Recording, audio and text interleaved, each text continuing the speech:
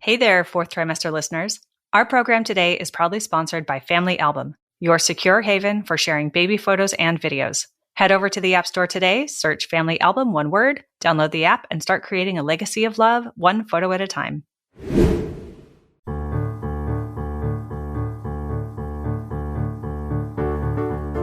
Hi, I'm Sarah Trott, and welcome to the Fourth Trimester Podcast. I'm a new mama, and this podcast is all about postpartum care for the first few months following birth, the time period also known as the fourth trimester. My postpartum doula, Esther Gallagher, is my co-host.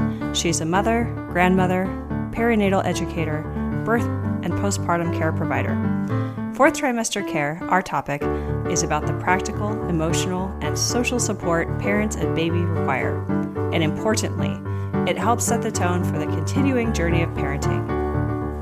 Hi, this is Sarah Trott. Welcome back to the Fourth Trimester Podcast. I'm here with my co-host, Esther Gallagher. Hi, everybody. Hi. Today we have a great topic, which is all about visitation and visitors. And it's a topic we've touched on and discussed as part of other episodes. But today this is a dedicated deep dive on the subject. So, Esther, you've had so much experience working with postpartum parents, and the subject comes up constantly from what you tell me. Mm-hmm.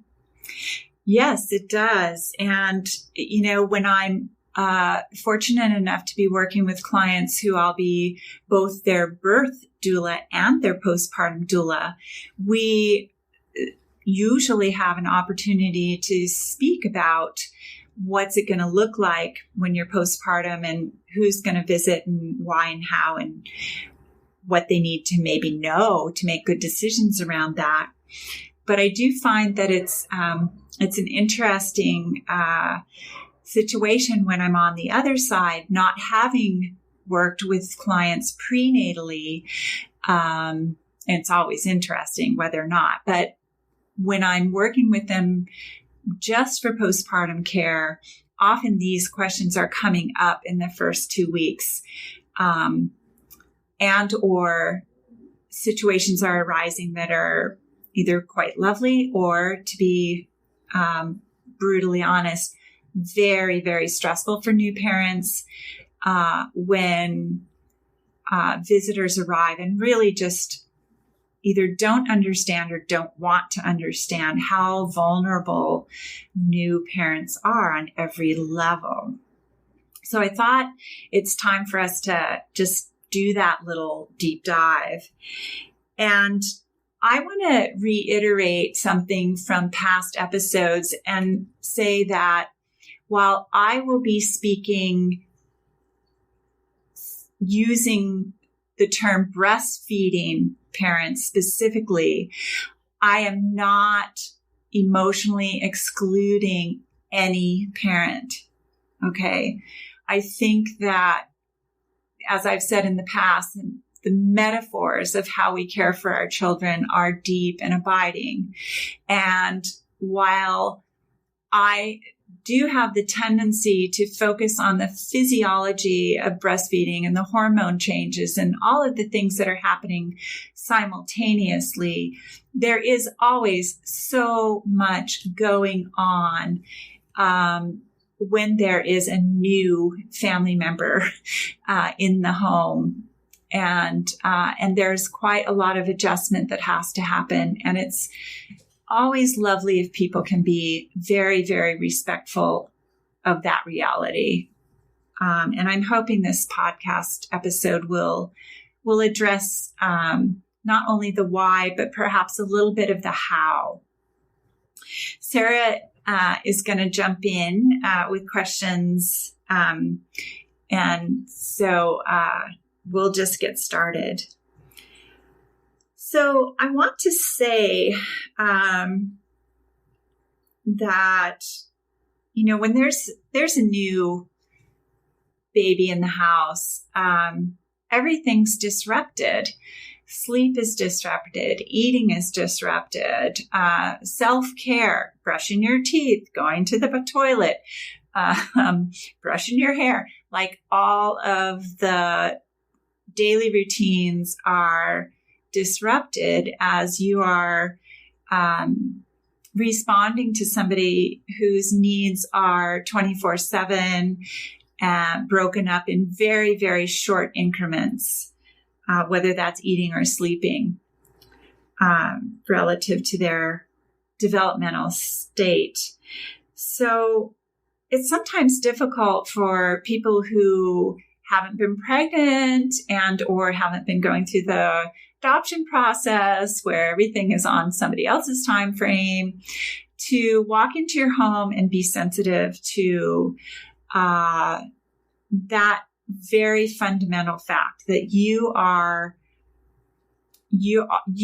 biologically, emotionally, socially, and spiritually attuned to somebody who at any moment will fall asleep, wake up, need a diaper change, need a burping, rinse and repeat.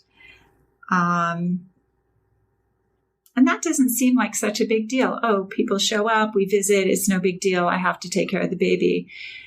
But if you're doing that on little or no sleep, if that baby's sleeping while your visitor is there, that 2-hour nap you might have had could be the nap of the day that keeps you sane for the rest of the 12 hours that you're up against currently.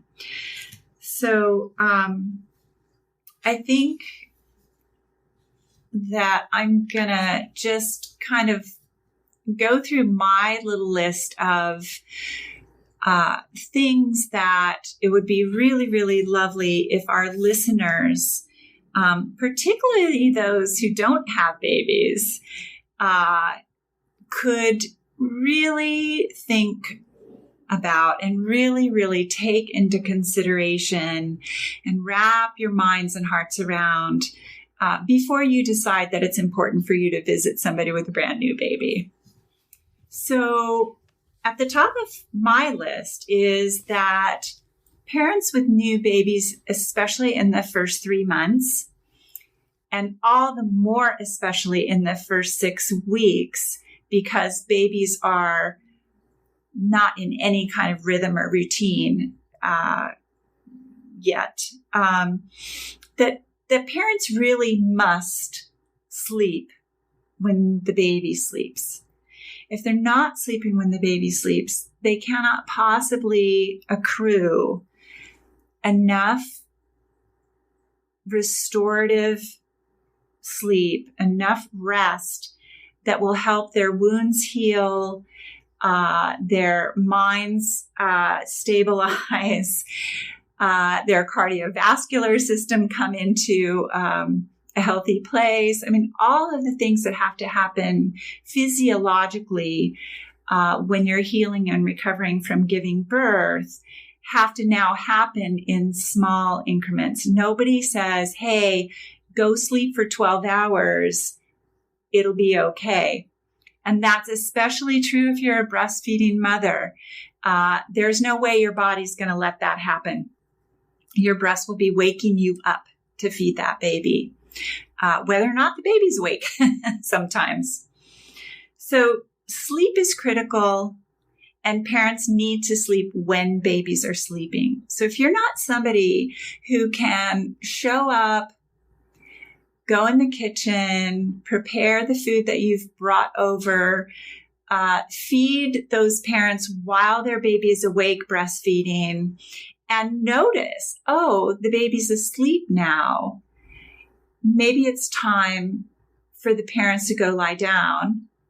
If you're not that person, you probably don't belong in the household of somebody who has a baby under the age of 6 weeks old. And I know that's really strong, but I'm going to just say that I'm the person who shows up after you've been there and sees how wrecked new moms and their partners, if they have partners, are after your visit.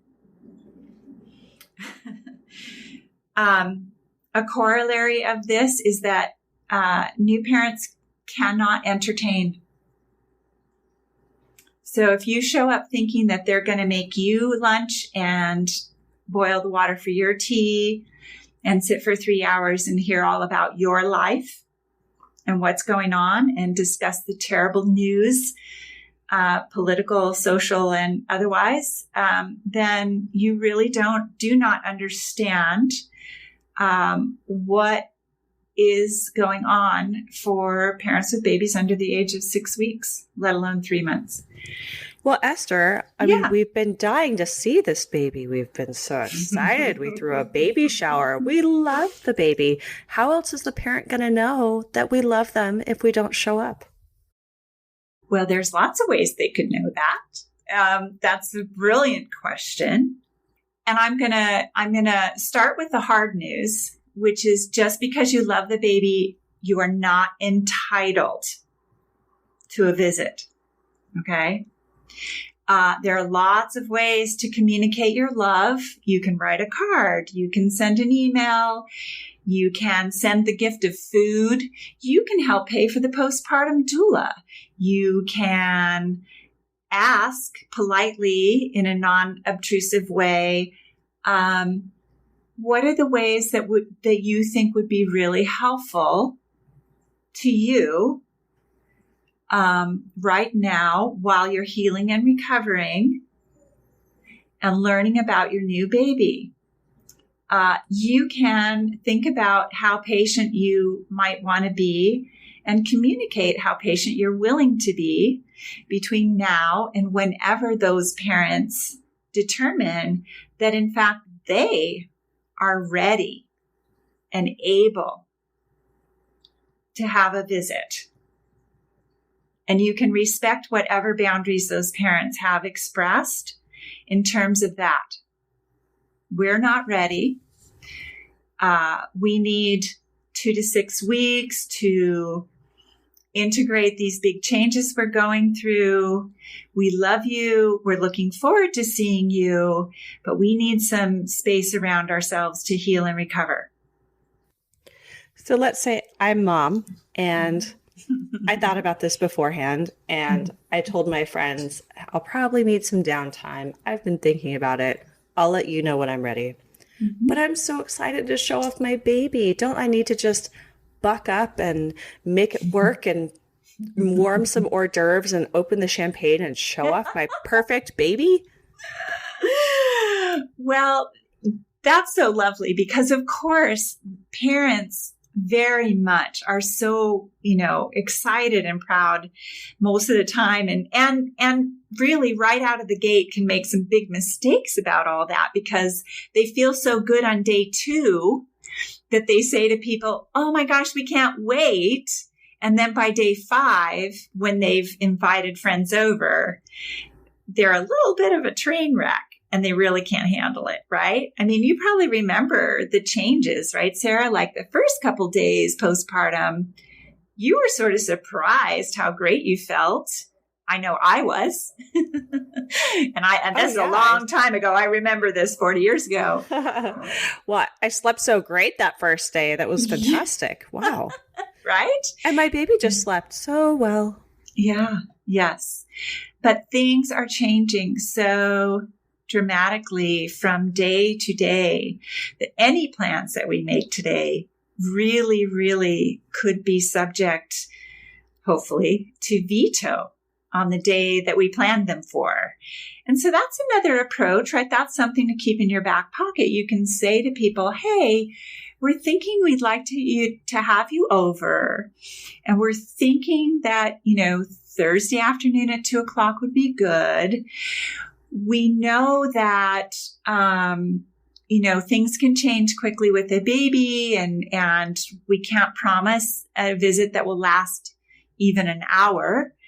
But if you feel like you want to perhaps drop by from 2 to 3, we'll see how it goes.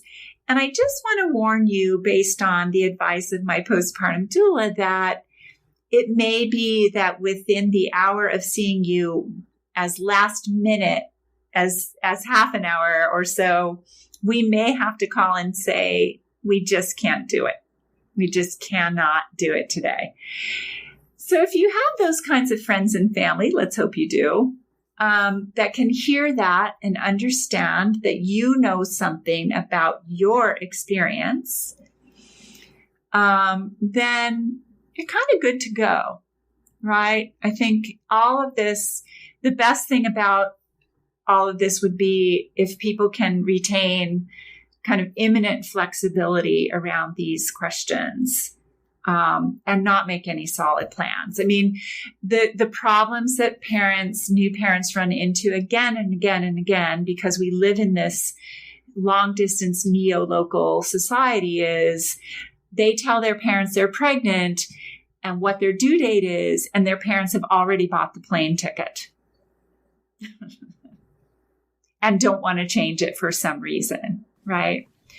So that's again the other situation where we run into problems of the same nature. Yeah. And now this is not black and white, is it? Because you might really, really get the support you need from a parent or good meeting friend who has bought their plane ticket.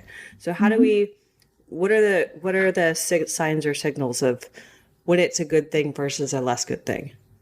Well, I like to always say to my clients, I want you to sit quietly with this question. I have no judgments, and you know these people. You know their strengths and their weaknesses vis-a-vis everything we've discussed, right? You know whether they're the person you would call up if you had to be hospitalized for some reason, right?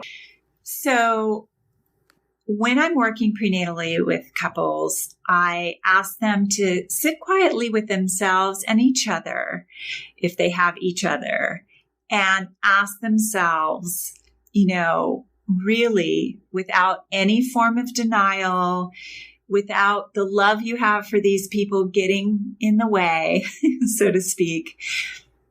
Each of these people who may have expressed the desire to help you in some way, to show up for you in some way, to visit you, and they've told you when they want to come, whatever that list of people is, go through individually and make really good decisions about whether or not this is somebody who you trust to be in your presence in a non-judgmental way, in a non-egocentric way, in a loving and helpful way, if they're in your home visiting you.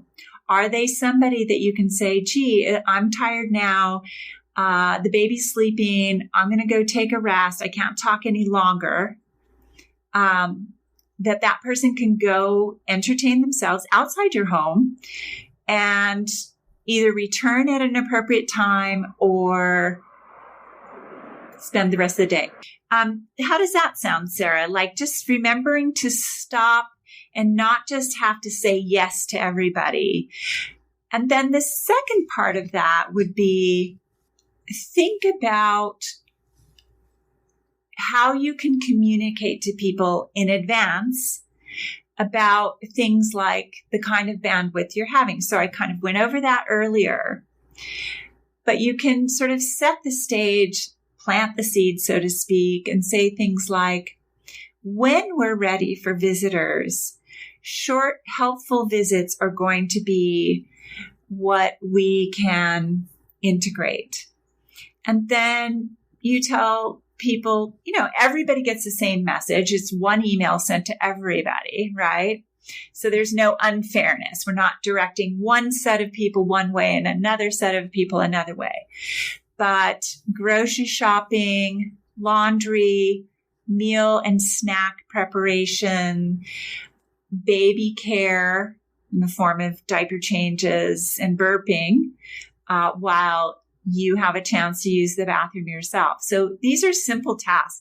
Most people ought to know how to do them. If they don't know how to do any of these tasks, then they don't belong in your house in the first 6 weeks, honestly, right? Because how else can they be helpful? Huh? I'm just laughing. I like that. Yeah. I think, if they can hold a baby while you go to the bathroom, even people who are somewhat infirm or, elderly, if they can hold a baby and they want to hold a baby and they have a way to get into your home and out of your home safely in a timely fashion, great, right? Hey, fellow parents, can we take a moment to reflect on the joyous chaos that is parenthood? You know those days when our hearts swell with love at the sight of our little ones and we're bursting at the seams to share every adorable moment with the world. But let's be real. Some things are better kept in the family, and your loved ones who matter the most aren't always close by, and they might not be that tech-savvy either. So how can you easily share your baby's beautiful growth with loved ones while keeping your precious memories secure? I remember the frustration of trying to use some of the big tech photo solutions, only to find they fell short of what I needed. That's when I stumbled upon something truly remarkable, the Family Album app. The Family Album app was created to give parents a secure and easy way to share photos and videos with loved ones. It's an orderly and totally secure haven for your family's personal memories. I love that there's no third-party ads, no unwanted eyes, unlimited storage, and that it's totally free. So to all the parents who are out there still trying to use other messaging apps for your kids' photos, it's time to level up your family photo game with a free photo sharing app. Head over to the App Store today, search Family Album, one word, download the app, and start creating a legacy of love one photo at a time.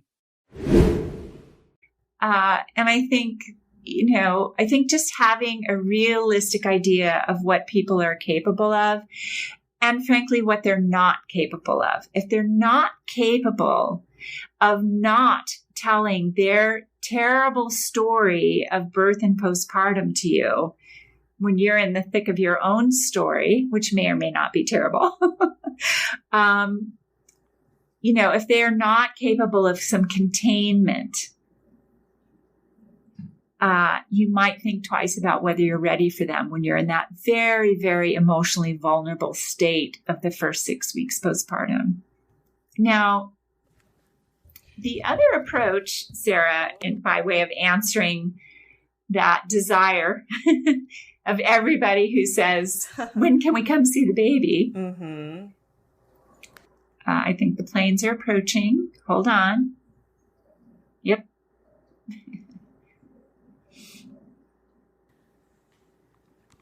It's Fleet Week. Esther, we did this last year too. We recorded on I know. I remember. Bad timing.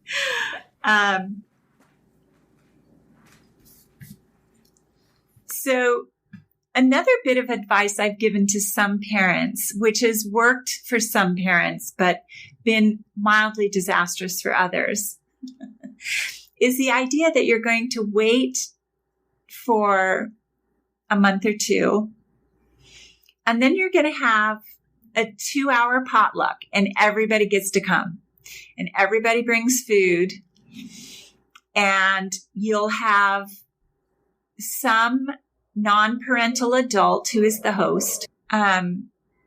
So you designate that truly stellar friend. Maybe it's a friend to put on your shower for you before you have the baby, and they are the host.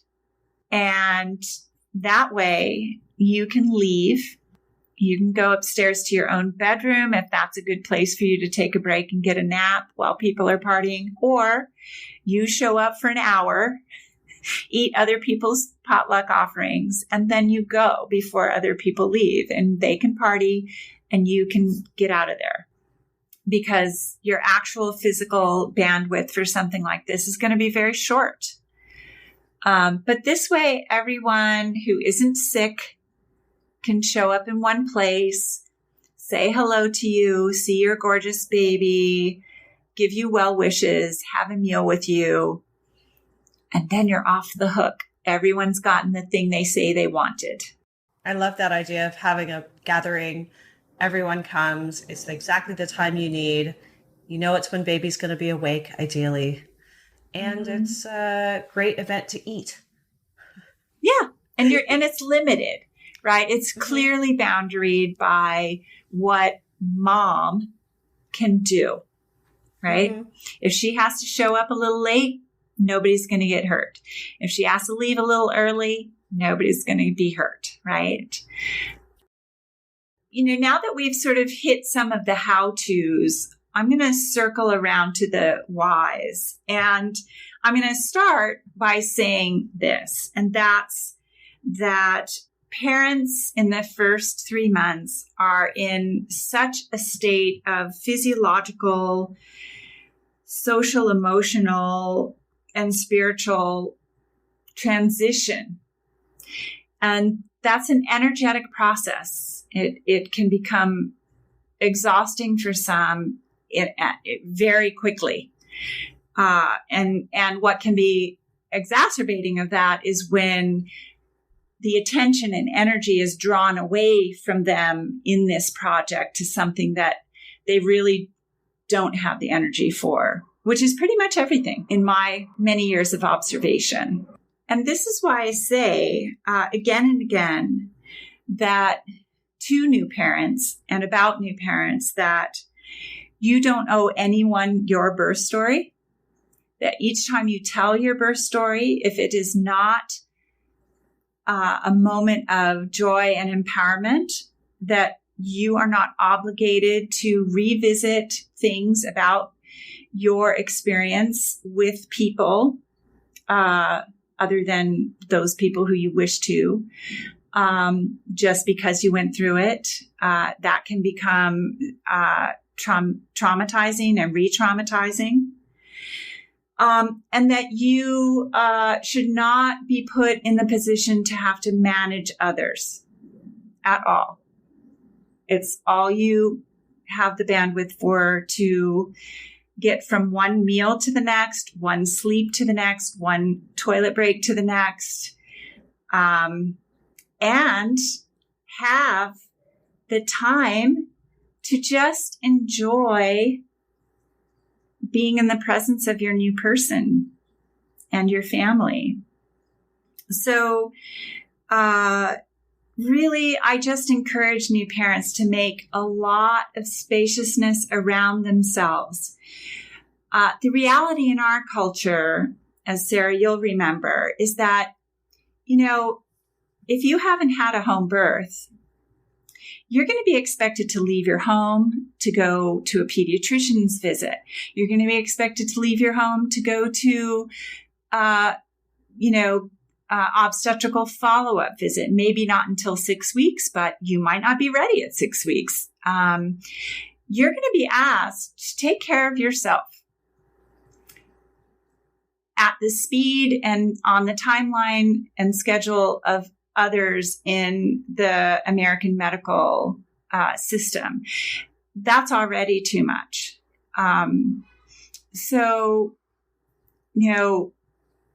Being able to just have the spaciousness to rest, to recover, to begin to make sense of all of this, to go through the joy and grief and stress and excitement, to experience those things fully in the time that they are happening, right? You cannot postpone a baby's growth spurt. They're going through it, whether or not you're ready, whether or not you'll have time to recover. You cannot postpone a breastfeed. When baby needs to eat, they need to eat. Right? So all of these elements, you cannot postpone day 3 when your estrogen and progesterone hormone levels dive into the toilet and you feel irritable and anxious. That's going to happen whether you're ready for it or not. And so to make some time and space around yourself, some protection for yourself in that vulnerability, and to have on board people around you who will do so on your behalf is no small thing. Birth is usually very, very often accompanied by wounding. You will have physical wounds and perhaps emotional, social wounds that need time to repair.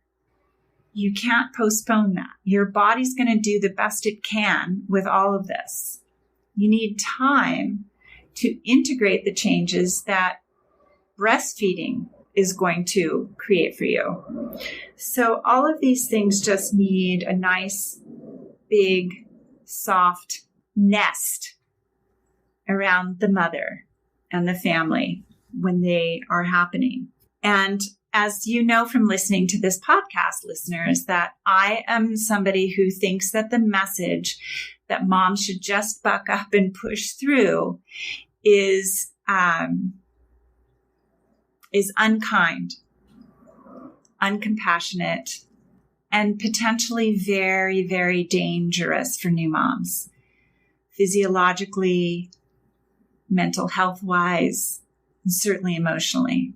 So I think that covers what I think is important for parents to be, new parents, and everybody who might be in their purview, as well as those of you who are not planning to be parents currently, who don't have any friends that might be going to have babies anytime soon. We all need to know these things about this transition in people's lives. After all, we were all babies during that transition in life. And no doubt experienced whatever was going on ourselves, whether or not we remember it. And I think in respect to babies and new mothers, it wouldn't hurt if all of us learned about this transitional state and how to respect and honor it appropriately.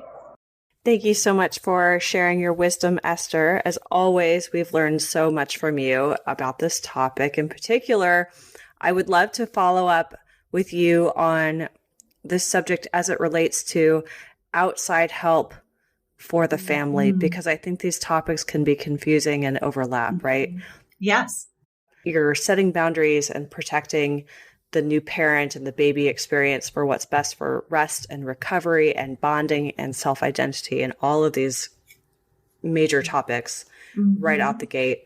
But then also there's the other topic of, and how do I get the support I do need, which is different from visitors. It's different from people dropping off a gift. It's different from people wanting to cuddle your baby and say hi.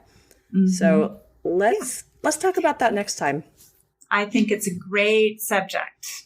Perfect. Thanks, Sarah. Thanks as always. So I think now's a good time for us to sign off. I want to remind all of our listeners that we have a website, which is fourthtrimesterpodcast.com. Please go and sign up for our newsletter so you can be reminded of every time we publish an article and hear other great stuff from us too, which is outside of the podcast. So thank you, listeners. We love you so much. Hang in there, share the podcast with every new and expecting parent in your life, and we'll talk to you next time. Yay. Bye. Bye. You can subscribe to this podcast in order to hear more from us. Thank you for listening, everyone, and I hope you'll join us next time on the Fourth Trimester. The theme music on this podcast was created by Sean Trott. Hear more at soundcloud.com/Sean Trott. Special thanks to my true loves, my husband Ben, daughter Penelope, and baby girl Evelyn. Don't forget to share the Fourth Trimester podcast with any new and expecting parents. I'm Sarah Trott. Goodbye for now.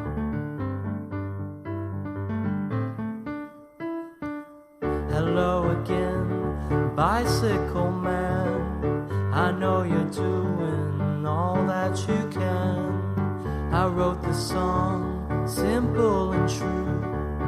I wrote the song, I'll sing a song for you.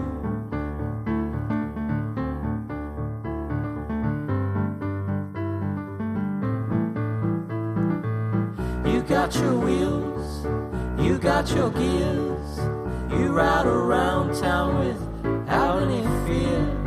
You got your pedals, you got your brakes. You always wear your helmet for safety's sake.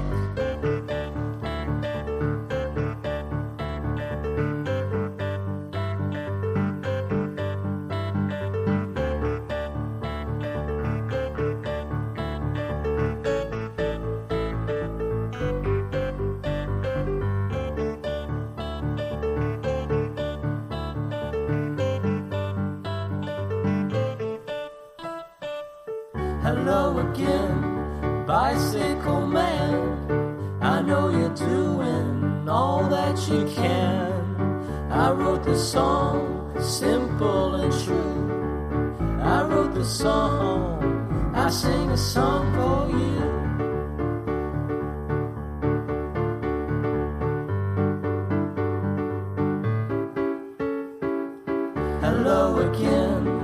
bicycle man. I know you're doing the best that you can. I wrote the song, simple and true. I wrote the song, I sing a song for you.